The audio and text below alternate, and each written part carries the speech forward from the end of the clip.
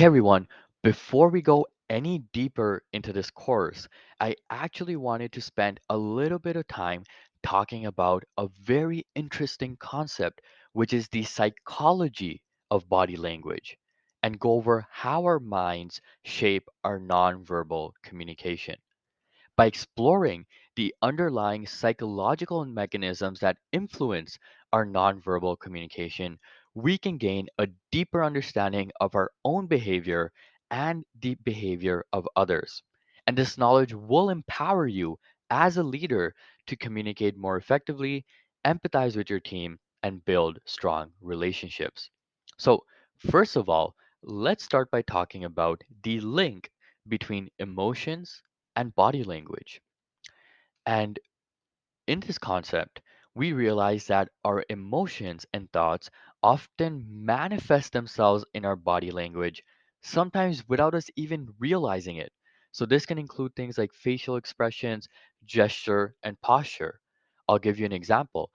If you were feeling really down or emotionally you're really sad, or you've just received some horrible news, you may see that throughout the day your posture is extremely slouched, or you have a very sad emotion, facial expression, or just by looking at your face, someone can tell that something's going on.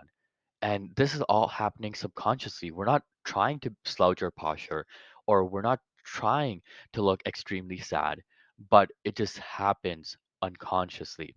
So, understanding this link can actually help us become more self aware, so that when we receive this bad news, or when we're not feeling so well, we can still try to consciously correct things like our body posture and our expressions to actually not show this to others when we don't want to as a leader.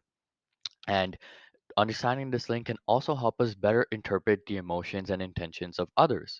Because as a leader, being able to read and respond to your team's emotions can foster trust, empathy, and a positive working environment.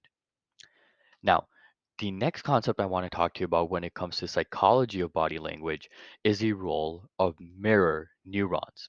Now, mirror neurons are specialized brain cells that allow us to unconsciously mimic the actions and emotions of others. Have you ever noticed that when you're talking to somebody and they're really happy, out of nowhere, we start talking to them in a very happy manner, sort of matching their, quote unquote vibe, or matching their, energy and their body language, versus let's say someone is coming to us very sad, very depressed. We're able to actually mimic their pace of their pace of talking, and talk to them in a very understanding and sedate manner as well. So actually, this neurological phenomenon plays a very crucial role in our ability to empathize, communicate, as well as connect with others. So, as a leader, understanding this role of mirror neurons can help you better match the emotions of those you're talking to, and when it comes to like your body language, your facial expressions, and more.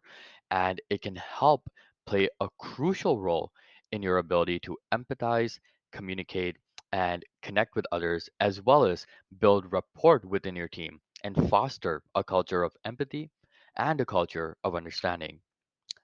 Now, another very, very interesting concept, guys, is the power of priming. Now, what is priming?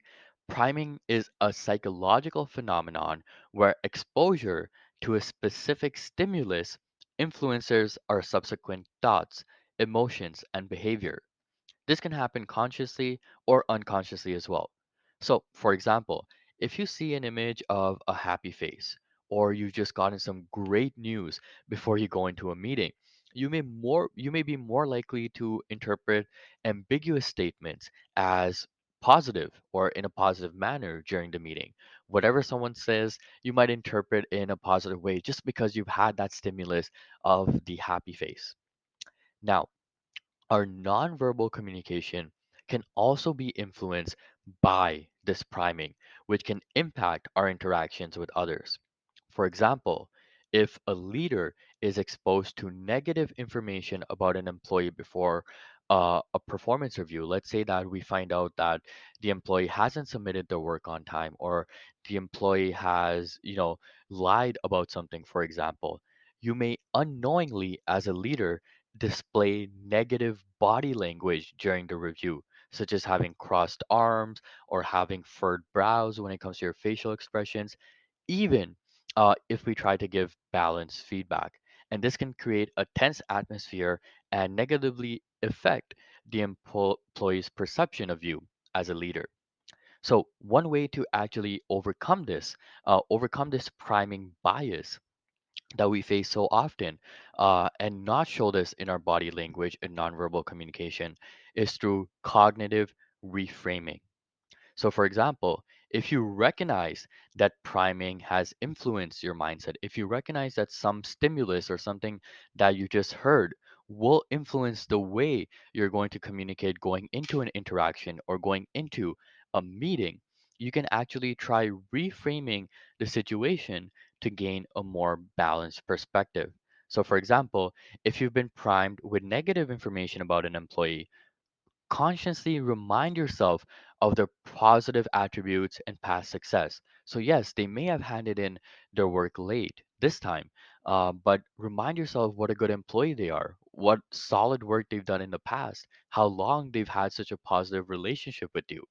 So, by understanding and mitigating the effects of priming, leaders such as yourselves can ensure that your body language and your nonverbal communication remains consistent and genuine, strengthening your relationships and credibility with your teams.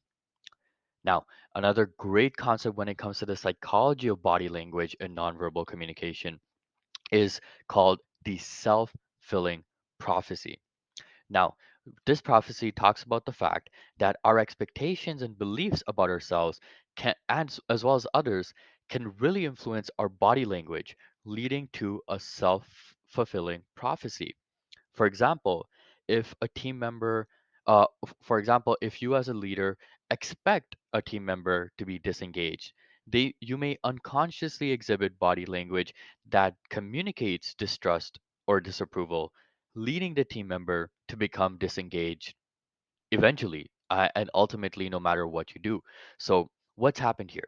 So, you thought, or you sort of prophesized that yes, the employee is going to be disengaged no matter what I say.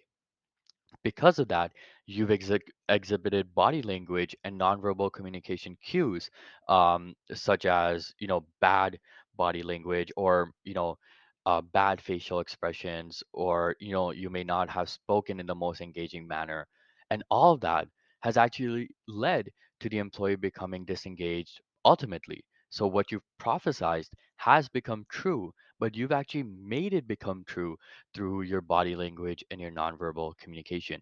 Who knows? If you may have talked to the employee in a more engaging manner, shown more attentive body language, shown more engaging nonverbal cues, they actually would have been engaged, and they actually would have paid attention to what you had to say.